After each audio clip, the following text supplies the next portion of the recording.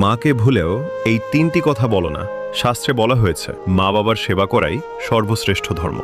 যে মা তোমাকে জন্ম দিয়েছেন, বড় করেছেন, তার হৃদয়ে আঘাত দেওয়া মানে নিজের জীবন থেকে আশীর্বাদ দূরে সরিয়ে দেওয়া। এক, মাকে কখনো বলো না তুমি কিছুই জানো না, কারণ তোমার জীবনের প্রথম শিক্ষক ছিলেন তোমার মা। তোমার প্রথম কথা, প্রথম হাঁটা, প্রথম শিক্ষা সব কিছুর শুরু তার হাত ধরেই। তাই ভুলেও তাকে অসম্মান করো না। দুই, মাকে কখনো বলো না তুমি আমার জন্য কি করেছ, কারণ তোমার জন্য তিনি নিজের ঘুম, আরাম, সুখ আর অসংখ্য ইচ্ছা ত্যাগ করেছেন। তুমি যত বড়ই হও না কেন, মায়ের ঋণ কখনো শোধ করতে পারবে না।